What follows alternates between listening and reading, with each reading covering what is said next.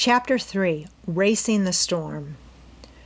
"Nancy, if you haven't planned anything special for the day, I wonder if you would care to do a little errand for me?" inquired Carson Drew one morning at the breakfast table. "Why, of course," Nancy agreed pleasantly. "What is it?" "I have a number of legal documents which must be delivered to Judge Hartgrave at Masonville sometime before noon. I would take them myself, but I have several important appointments this morning." "I'll be glad to do the errand for you," Nancy promised willingly. "I can run over to Masonville in the roadster. It isn't more than a 15-mile jaunt." "Fine. That's a load off my mind. You're sure you don't mind?" "It's such a wonderful day. I'll enjoy the trip." Mr. Drew parted the curtains at the dining room window and looked out. "It is a bright day, but I can't say I like the appearance of those clouds in the west, Nancy. I'm afraid it may rain. You know how quickly our storms come up." "I'll start just as soon as I can get ready then. Where are the papers?" "At the office. We can ride down together." Nancy Drew hurried away to find her hat and purse. Before Mr. Drew had collected his own belongings, she had backed the roadster from the garage and was waiting for him at the curbing. "I haven't heard you mention the Crowley case lately," Mr. Drew commented as they rode along together. "Have you forgotten about it?" Nancy's face clouded. "No, I haven't forgotten, but I must admit I have made no progress. I guess I'm not cut out for a detective." "Don't feel discouraged, Nancy. The Crowley case would baffle a professional." "I haven't given it up yet, Father. I may stumble onto a clue one of these days." When they reached the law office, Nancy stopped the roadster and her father got out. He disappeared inside the building and, returning a few minutes later, placed a fat manila envelope in Nancy's hand. "Give this to Judge Hartgrave. You know where to find him?" "Yes, I'll have no trouble in finding his office. I've frequently driven as far as Masonville." Selecting the shortest route to her destination, Nancy deftly shifted gears and was off. As she rode along the gravel road, her eyes traveled to the fields on either side of the highway. Like a true daughter of the Middle West, Nancy Drew took pride in the fertility of her state and saw beauty in a crop of waving green corn as well as in the rolling hills and the expanse of prairie land. More than once Nancy glanced anxiously at the sky. The sun shone down on the gravel road with dazzling intensity, but a large black cloud had settled in the west. Still, it did not appear to be rolling up very fast, and Nancy told herself that there was no need to worry. "It won't rain for an hour or two, and by that time I'll be home," she thought. Nancy took her time on the road, and it was nearly 11 o'clock when she finally drove into Masonville. She went at once to Judge Hartgrave's office, but was informed that he had gone to the courthouse.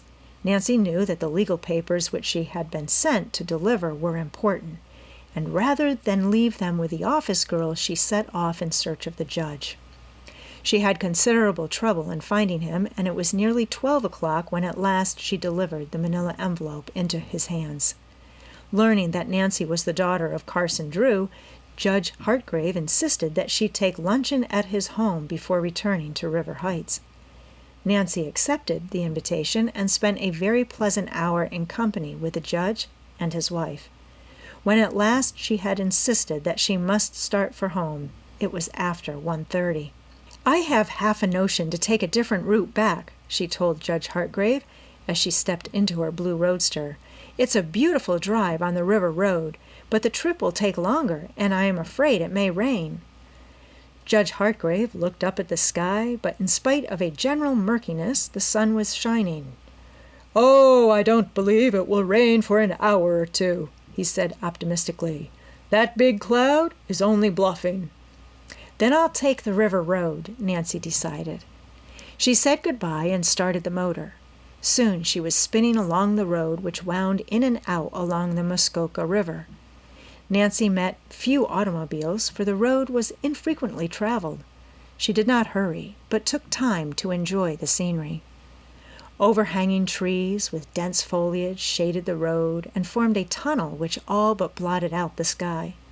Presently, as Nancy drove into a clearing, she was astonished to see how dark it had become. Evidently, the big black cloud, which had attracted her attention earlier in the day, was no longer bluffing.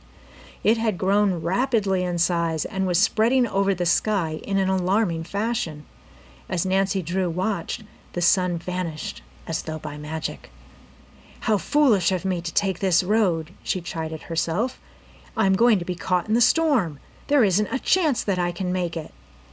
Although the river road was perfectly safe in dry weather, Nancy knew that a little rain would make it dangerously slippery.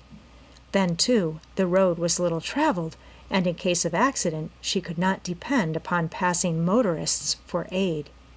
If her roadster slipped into a ditch, it would be necessary to walk miles for help.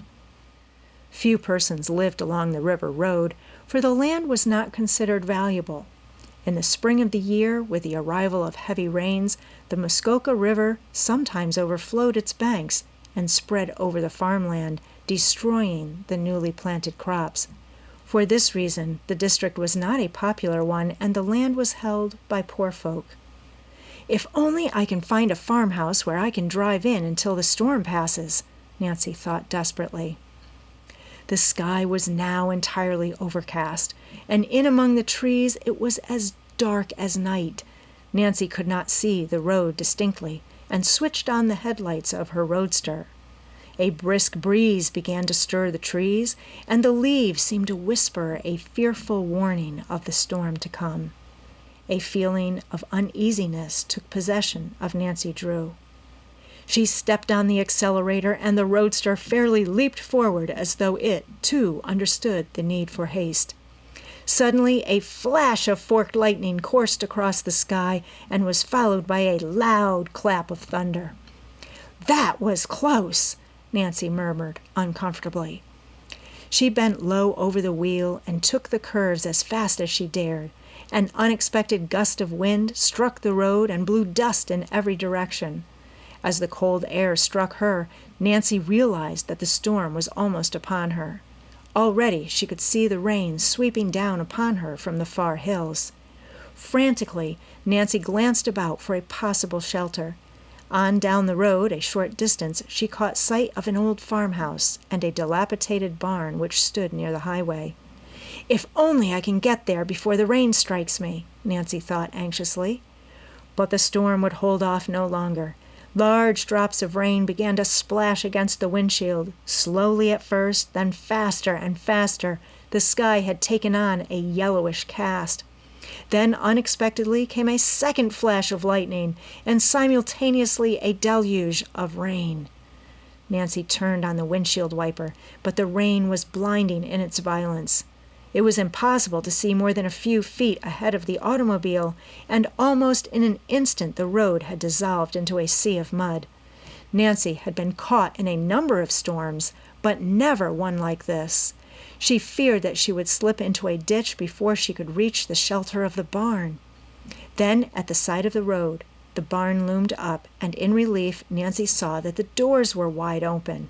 Without an instant's hesitation, she headed straight for the building and drove in. Safely inside, she turned off the motor and the lights, and with a sigh of relief sank back against the cushions. "Well, you got in just in time," said a pleasant voice behind her.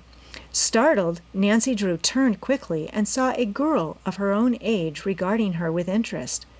Even as the stranger spoke, the storm broke in full violence. A cold blast of wind rattled the barn doors and sent a sheet of rain inside.